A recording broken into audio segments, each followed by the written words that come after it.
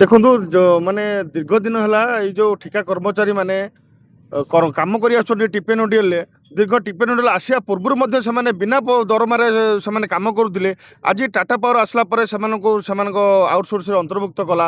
ତ ସେମାନଙ୍କୁ ନେଇକି ଯୋଉ କାର୍ଯ୍ୟ ଚଲାଉଥିଲା ଯେତିକି ଫନି ହଉ ହୁଡ଼ି ହୁଡ଼ି ହଉ ଯେତିକି ବାତ୍ୟା ମହାବାତ୍ୟାକୁ ତ ଆରମ୍ଭ କରି ଯେତିକି କାର୍ଯ୍ୟ ଥିଲା ସେମାନେ ସମସ୍ତେ ନିୟୋଜିତ ହେଇକି କାର୍ଯ୍ୟ କରୁଥିଲେ। ଆଜି କ'ଣ ହେଲା ଆମେ ଜାଣିପାରିଲୁ ନାହିଁ।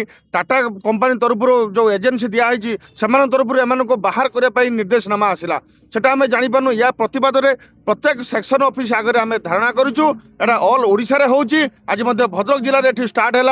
ইয়াপরে যদি টাটা কর্তৃপক্ষ আমার ন শুণতি আমি রাজরাস্তায় লড়াই করবু।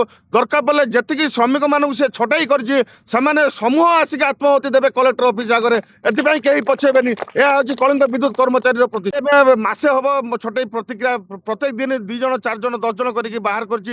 আজিকা ডেট্রে আসিকি পাখাপাখি 700-800 লোক ছটাই করা প্রক্রিয়া আরম্ভ কলানি। মে মাস 31 তারিখ সে লাস্ট ওয়ার্কিং ডে অছি। তা 1 তারিখ কতু সে চাকরি না বেডিং বস্তা নিয়ে ঘরକୁ পড়ে বলে তাঁর কর্তৃপক্ষ চেতাবনী দিয়েছে। আমার ভদ্রক জেলার সবু প্রত্যেক সেকশন অফিস আগে ভদ্রক জেলা প্রত্যেক সেকশন অফিস আগে আমার ধারণা দিয়েছু। ଧାରଣା ଏଇଥିପାଇଁ ଯେ ଆମର ଯେଉଁ ଭାଇମାନେ ଥିଲେ ତାଙ୍କ ଭିତରୁ ବହୁତ ପିଲାଙ୍କୁ କାଢ଼ି ଦେବା ପାଇଁ ନୋଟିସ୍ ଅଲରେଡ଼ି ହେଇସାରିଛି। ଲାଷ୍ଟ ମେ 31 ତାରିଖ ପରେ ସେମାନଙ୍କୁ ବାହାରି ଯିବା ପାଇଁ ନୋଟିସ୍ ହେଇସାରିଛି। ଦ୍ୱିତୀୟ କଥା ହେଉଛି କ'ଣ, ଆମର ଯେଉଁ ଭାଇମାନେ ଯେତିକି ଅଛନ୍ତି କାଳବୈଶାଖୀ ସମୟ ହେଉ କି ବିପଦ ସମୟ ହେଉ ଇମର୍ଜେନ୍ସି ପିରିୟଡ଼ରେ ଏଇ ଭାଇମାନେ ନିଜର ପରିଶ୍ରମ ଦେଇ ଲାଇନ୍ ଲେନ୍ଥକୁ ଠିକ୍ କରୁଛନ୍ତି, ଲୋକଙ୍କୁ ସେବା ଠିକ୍ ଦେଉଛନ୍ତି। ତା ତଥାପି ଲେଟ୍ ହେଇଯାଉଛି, ଲୋକମାନଙ୍କ ଆକ୍ରୋଶର ଆମେ ଶିକାର ହେଉଛୁ। ସେଇ ପରିସ୍ଥିତିରେ ଯଦି ଆହୁରି ପିଲାମାନଙ୍କୁ କଢ଼ାଯାଏ ତାହେଲେ ନିଶ୍ଚିତ ଭାବରେ ଆମ ଗ୍ରାହକମାନେ ଏଥିରେ ଇଫେକ୍ଟେଡ଼ ହେବେ। ଆହୁରି ଆମ ଯେଉଁ ଲାଇନ୍ ଦେବା ପାଇଁ ସେବା ଦେବା ପାଇଁ ଆହୁରି ଡିଲେ ହେବ, ଯାହାଦ୍ୱାରା କି ବହୁତ ମାନେ ଆକ୍ରୋଶର ଶିକାର ଆମେ ବି ହେବୁ, ସରକାର ବି ହେବ, ସମସ୍ତେ ହେବେ। ତେଣୁ ଏଠି ଦାବି କରାଯାଉଛି ଆମର ଯେଉଁ ପିଲାମାନଙ୍କୁ ବାହାର କରିଛନ୍ତି ସେ ଅର୍ଡ଼ରଟାକୁ ସେମାନେ ଫେରେଇ ନିଅନ୍ତୁ। ଆଉ ଆମ ଠିକ୍ ଭାବରେ ସୁରକ୍ଷିତ ଭାବରେ ଲୋକମାନଙ୍କୁ ସେବା ଦେବା ପାଇଁ ଏଗୁଡ଼ା ଆହୁରି ଯଦି ପାରୁଛନ୍ତି ଆହୁରି ପିଲାଙ୍କୁ ପୋଷ୍ଟିଂ କରିବା ନିହାତି ଜରୁରୀ। ଟାଟା ନାଁରେ ବିଭିନ୍ନ ସମୟରେ ସାଂଘାତିକ ଅଭିଯୋଗ ଆସୁଛି। ଛଟେଇ ଠାରୁ ଆରମ୍ଭ କରି ବିଭିନ୍ନ ହାଳ ଦେଖାଇ ପିଲାମାନଙ୍କୁ ହଇରାଣ କରିବା ଗ୍ରାହକମାନଙ୍କୁ।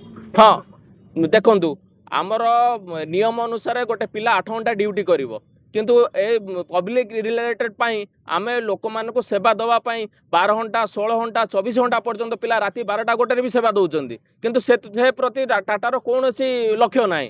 ପିଲା କେମିତି ଦରମା ଓଭର ଡ୍ୟୁଟିରେ ପଇସା ବି ପାଉନାହାନ୍ତି, କିନ୍ତୁ ସେଥିପ୍ରତି କିଛି ଲକ୍ଷ୍ୟ ନାହିଁ। କିନ୍ତୁ ସେ ତାର ନିଜର ଲାଭାଂଶ ଆହୁରି ଅତ୍ୟଧିକ କରିବା ପାଇଁ ପିଲାକୁ ଛଟେଇ କରୁଛି। आंदोलन आज्ञा आम दीर्घ दिन काम करतु आमर कौन कारण न दर्शाई पिलामानकु बाहर कर दिया जाउछि। टाटा मैनेजमेंट ये जदि पिलामानकु बाहर कर दिया जाओ ताले आम लोक मानकु सेवा देबे केमिति आम परिवार केमिति चलिबो। जो दीर्घ दिन है आम चाकरी करथिलु आमको किसी कारण न दर्शाई बाहर कर दी जाउछि। आम जदि यार प्रत्याहार न करे आम सहबार परिवार सहित राजरास्तार कलेक्टर ऑफिस जाकि आत्महत्या देवाक प्रस्तुत अच्छे।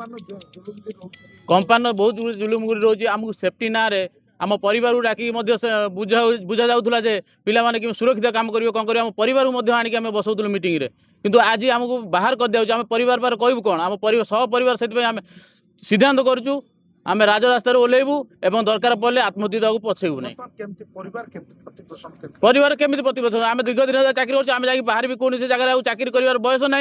तेणुक आम आम यार किसी विचार ना। जदि सरकार किसी विचार न करे आम आत्महत्या बाध्य हबू। आर कौन उपाय ना।